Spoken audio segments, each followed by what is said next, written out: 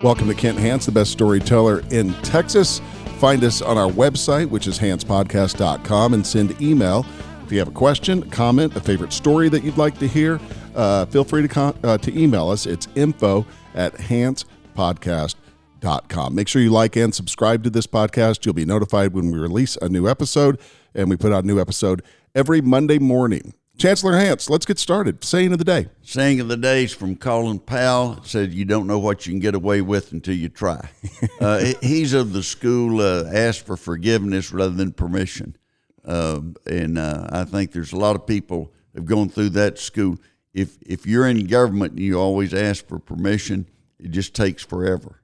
And sometimes you have to go ahead and take a chance. I think you said once, if you keep asking permission, you're eventually going to find a no. Yeah, that's exactly right, and it'll come sooner than you anticipate. Right.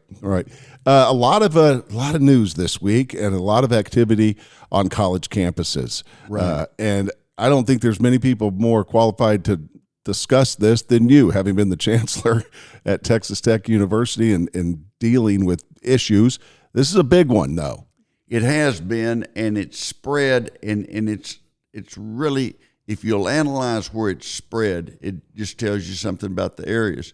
At Columbia, they've been primarily locked down. Southern Cal, they're not going to have graduation. Let's go out and penalize these students, been going to class and doing what they ought to be doing for 4 years, and just don't let them graduate, don't have a ceremony. It's ridiculous. Here's what, it goes back to the Middle East. And, the Jewish people millions were killed in World War II, and they had always wanted a homeland. And in 1948, they got a homeland and established Israel. And the Palestinians were opposed to it. It took some of their land, and there's always been a conflict there.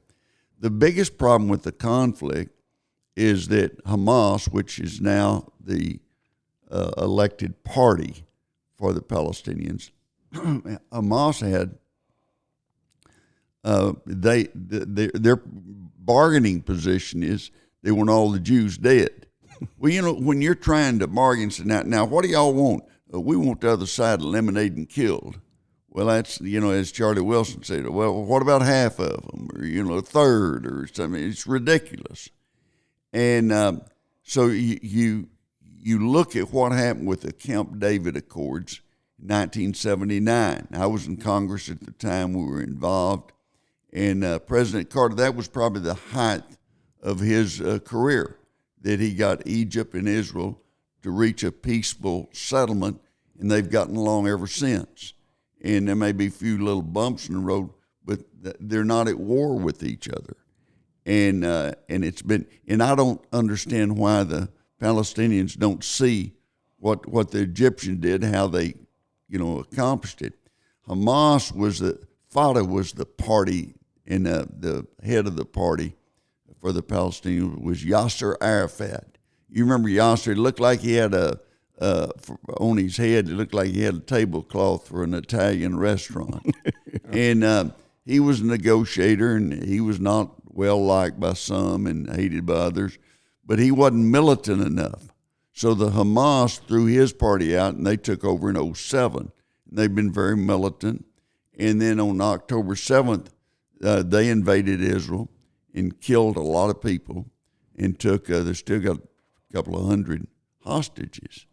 And one of their sayings that death to the Zionists, death to the Jews. And that's what they yell. Well, they took over at Columbia, and they, had tents, had nice tents. I always wonder, and they're all the same, and wonder who's buying the tents. Right, I wondered that too. Big question: who's buying the tents? And they set up, and then some of them were yelling "death to Zionists," "death to the Jews," and things like that. And the administration at Yale and MIT and Columbia have been very weak. They're afraid to say, look, we're in control here. Mm-hmm. And I think you look at what happened at the University of Texas last week. The governor and the chairman of the board and the president of University of Texas said, we're not going to let this be disruptive to what we do, and that's teach, and that's provide education. And they arrested about 50 people, and less than half of them were students. You know, and so I mean, it was someone from the outside, and there ought to be freedom of speech. And I would say this, and I think Texas Tech handled it well. They met with the people that wanted to do the demonstration, set up an area where they could be and everything, and explain to them you can't call for the death of anyone. And they said this at Texas or at Texas? You that said was Texas? at Texas Tech. Okay. The president, Lawrence Skubanek, met with those people that were wanting to have a demonstration and everything, just to outline what they could and could not do, and that's what they did. You know, they followed the rules, and there was, 30 students involved. Well, you look at Texas Tech, they got 41,000 students. 30 are involved. You look at the University of Texas, they had 50-something involved out of 52,000. You know, that's one out of every 1,000. And most people say, why is that a story? Well, it's a little controversy, and so, it becomes a story. But the University of Texas, they had riot control people there. They had Department of Public Safety. And I think they did the right thing. They weren't going to let it get out of hand. That's the concern, is it gets out of hand. Gets out of hand and becomes somewhere where someone gets hurt, someone gets killed. All good intentions were at Kent State. But then somebody thought they heard gunfire and somebody else shot, and all of a sudden you had a bunch of people dead. And I tell students, don't go to those deals. It doesn't matter what if you want to demonstrate or something, write a letter to the editor, put it down and look at it and read it. And it is very difficult if you show weakness, then they're going to run over you. And in the more liberal states, that's exactly what's happened. I think that Jay Hartzell, the president at UT, did the right thing, and he's gotten a lot of criticism over it. He's not saying that you can't have free speech, saying you can't advocate killing people. That's a reasonable position. And they say, well, the problem was when the police showed up. Well, the problem would have been if no one had showed up. They say, y'all do anything you want to. And continue, have an encampment of a bunch of tents and 50 people being disruptive of 52,000. And to call off graduation, what was the leadership at Southern Cal thinking? We're just not going to have graduation this year. I will tell you a quick graduation story. Rudy Gatlin of the Gatlin brothers, he graduated from Texas Tech in May the 11th, 1974, but they were playing their first big gig in Las Vegas. And so he didn't walk, And he called me, and we've got him. He's going to walk May the 11th this year. He's already got a diploma hanging on the wall, but he's going to walk. Oh, I love that. And so they're going to make a little deal out of it, and he'll be first to walk. He'd been waiting all this year. What are you going to say to him? And I'm just congratulating him. His dad wanted him to walk, and yet they could not afford not to give up their first big performance in Vegas. And so he didn't get to. But he got the diplomas, got it framed and everything, but he didn't get to walk with everybody else, and said, you can walk and leave if you want to. No, I'm going to stay there and shake hands with all those students. And so I thought that was pretty funny. Oh, that's fantastic. Yeah. I think that's great. I hadn't heard that. That need to let the national media know about that. Yeah, we're going to. That's fantastic. And so if you look at these situations, if you go in there and show you're weak and let them set up tents and clog the walkways and everything, I mean it's not going to be good. And when do they go away? Who's supporting them? And I think the University of Texas did the right thing.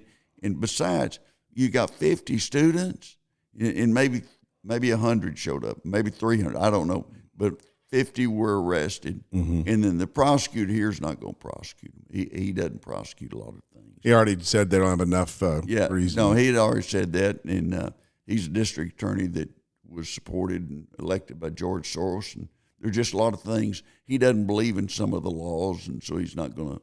He just problem with the laws. Yeah, he'll pick and choose what he wants to do. I learned something this week in watching some of these protests, and I didn't know, but they were saying that there were organizers going around with a Sharpie and writing on the kids' arms a phone number of who will bail them out. And clearly that's funded by someone, dark money also. And I had no idea that's how that, I was like, how do these kids afford bail when they get out? Well, now you got your answer. I had no idea.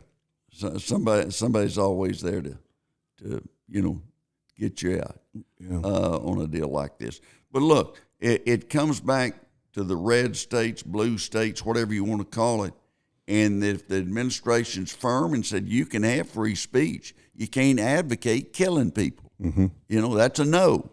And you can't advocate violence. That's a no. And that you can't go around and disrupt classes in buildings to keep a professor from teaching. And so you got to be reasonable. And reasonable debate is needed. And you can learn from that.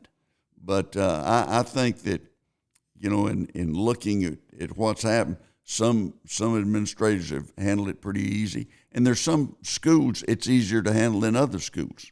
Tell me why. Well, I think it's the philosophy. At most state universities, most of those kids are there to get an education, get a good job. That's the number one priority. You take where kids paying $66,000 for tuition, and mom and dad taking care of that, and they're not worried.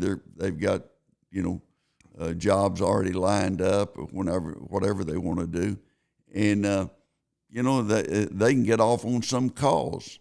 But if you take most people at a state-supported school, they're limited on resources, and they're there to get an education. Period. And here's the other thing, and I hate to tell the people this, but look, do you think anyone in Washington is saying, well, we better do this because that's what those 50 kids at the University of Texas wanted, or those 300 or 5,000, whatever it was at Columbia? They don't care. They don't consider. Thank you. Now, they want them to divest any of the endowment from anyone that makes missiles or any type of warfare instruments. And that the people running those companies, they look at this as you've got to protect and work for the stockholder. The stockholder is the first place there needs to be consideration. And second, the customer and the employee are important.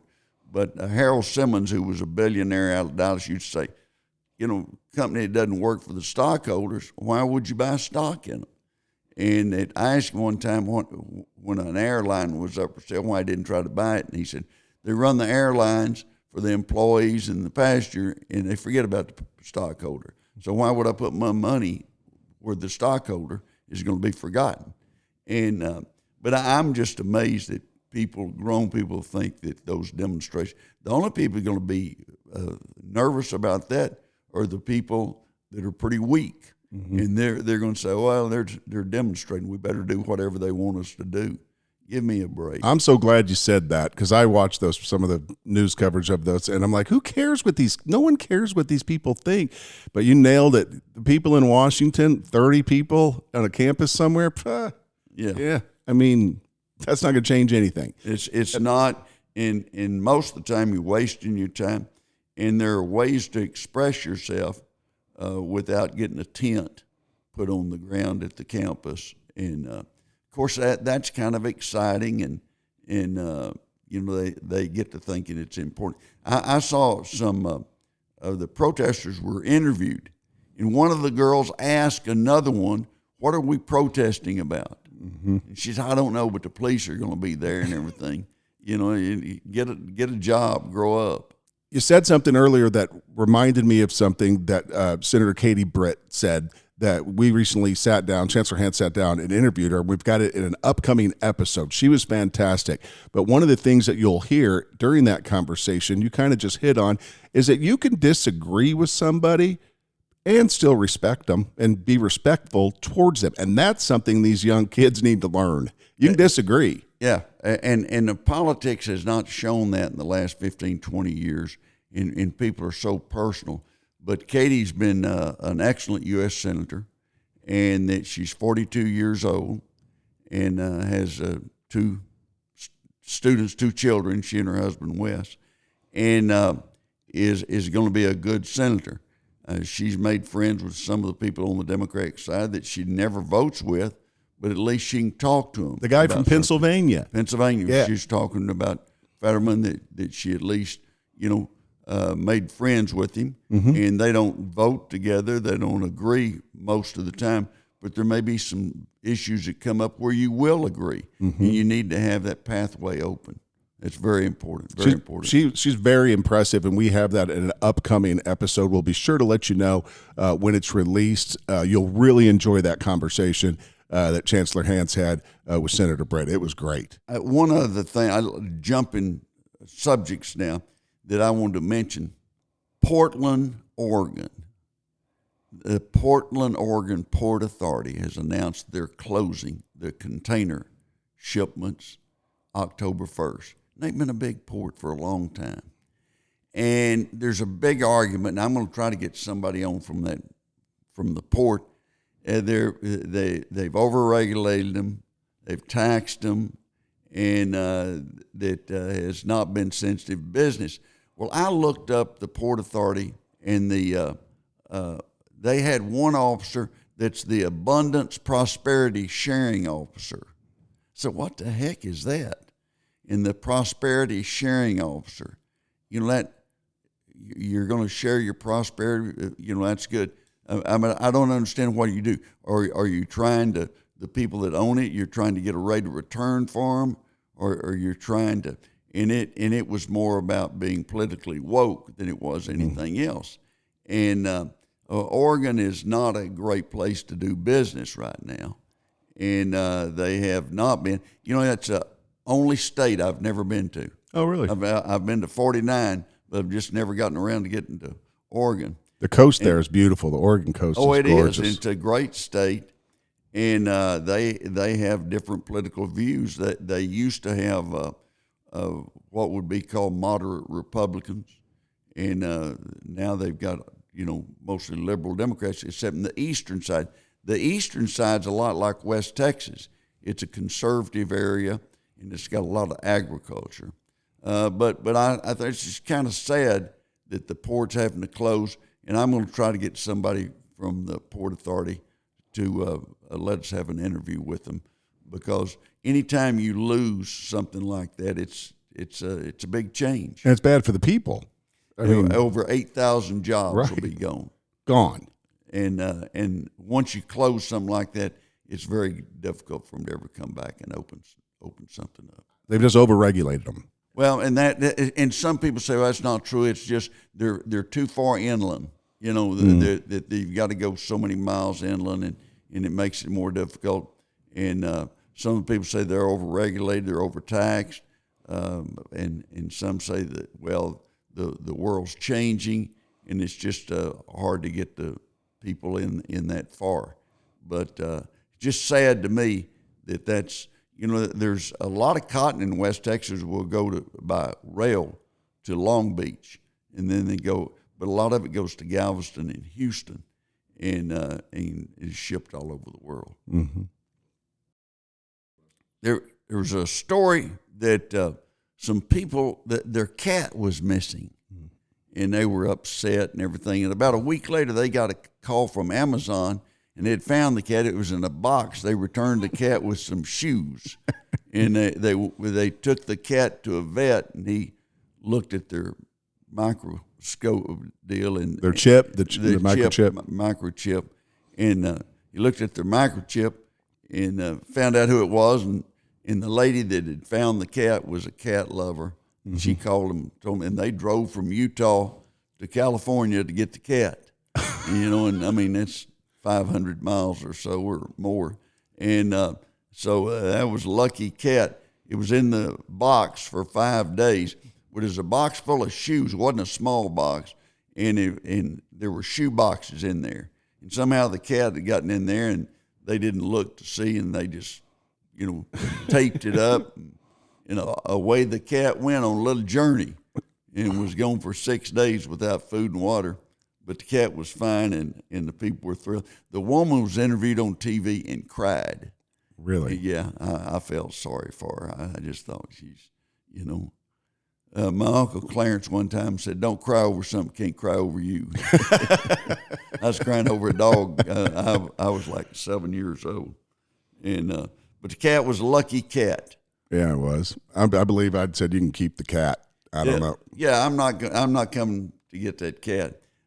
Also, there was a survey about the number of days, and there's been a debate whether you should have 4-day week or 5-day week, and the result was 45% wanted a 5-day week. That was tops, and 37% wanted a 4-day week.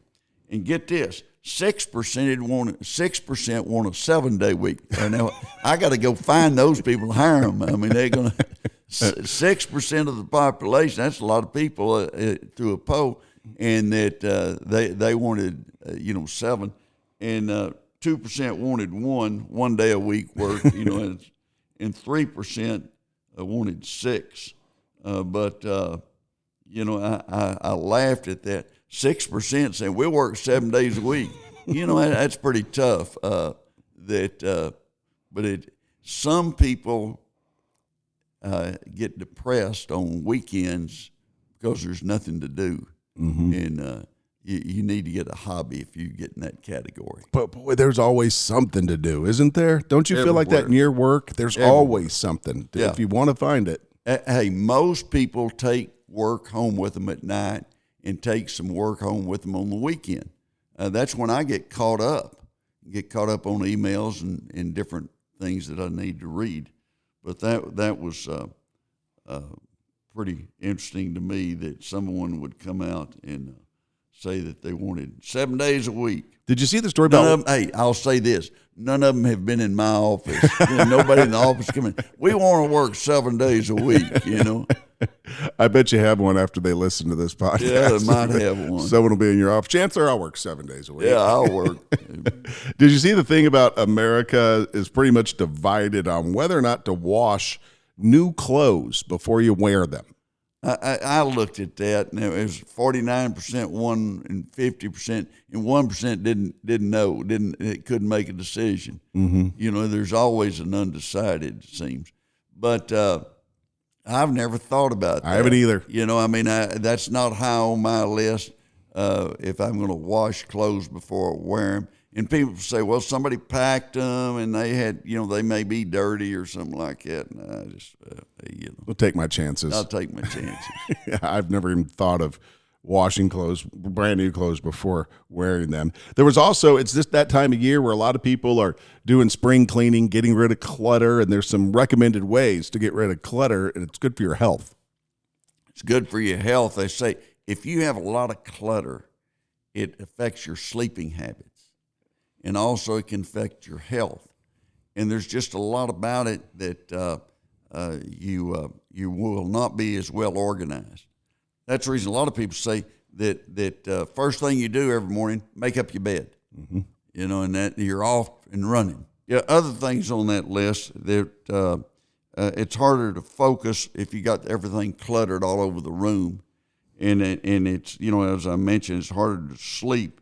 But also allergies. Mm-hmm. And you're not cleaning the dust. Dust might settle on those. It gives you allergies. So try to have a clean room. It will be beneficial to your health. And I think it also applies to students in studying. An organized area or a dedicated clean area that's there for study. And I don't know about you, but I get into it with my daughter all the time. She wants to listen to music while she's studying. See, I can't do that. I can't either. And maybe some can, but I've got to concentrate on what I'm working on and do that. Mm-hmm. I love to do two things at once, like a workout and make phone calls, work out and read emails. But if I'm studying something or reading something, I want to comprehend it and be able to recall, then I don't need music or anything else. But there's some people who can do that. Are you better with the printed page or the reading off the computer I'm or better laptop? with printed page. Me too. I like printed page, and I don't feel guilty about killing any trees. That's not going to warp my sense of feeling, and that I like to be able to hold it. But I tell my staff, if there's something you're going to print for me, and if it's over 50 pages or something, I'm not going to rent it. I'm not going to read it and spend the time to do that. So condense it for you? Yeah, either condense it or give it to somebody and let them write me a summary. There you go. That'd be nice. In Congress, you get so many things. You have to have people, write you summaries. And same thing when I was chancellor at Texas Tech. And you find out pretty quick who's a good writer and who's not. They're hard to find. And they're hard to find. And so many students have gone to larger universities where they take true, false, and multiple choice questions. And they're not good writers. And I had a speech teacher used to say that in speech, when you start, tell them what you're going to tell them, and then tell them what you told them. And maybe they'll remember some of it, but make sure you get across your points, that's very important. And it goes back to what Dr. Kenneth Davis said, that in communication, it's not important that people understand you. It's got to be so clear and concise they cannot misunderstand you. We were on campus at Texas Tech earlier this week, and it was my first time on campus at Tech. It's beautiful. We went to the bookstore, and there were a couple of students there buying, I couldn't believe they still sold them, blue books. I thought, wow, they had those when I was in college, blue but books they're for still an used. Exam. Exactly. Yeah. I thought, wow. Yeah. I thought certainly they had. There was always the story that somebody had a blue book and they'd taken a bunch of medicine to stay up all night and everything, and they wrote the answers to the exam and everything, but they wrote it on one line, and covered it up and flunked. Right. But always somebody at every school had that story. Yeah, we heard it too, and I was just surprised they were still selling blue books. Got to go over and get a blue book. Price have gone up a little bit, but they're still there. They're still effective. Why change, right? Yeah, I agree. As we wrap things up here, don't forget to go through past episodes of our podcast. There's a lot of great stuff there. And also send us email. It's info@hancepodcast.com, and we will get back to you. The saying of the day, you don't know what you can get by with until you try. Colin Powell said that, and I liked it. It's pretty good. Also, getting back with you, I still owe one of the listeners who wrote me a note about the population, the residents' population downtown Austin being so larger than any except New York City. He wants to know my source on that. Somebody at Chamber of Commerce, and I forget about it every time until you get on the program. I have not forgotten you. I won't forget you, and I'll be back with you. I'll find that answer for you. All right.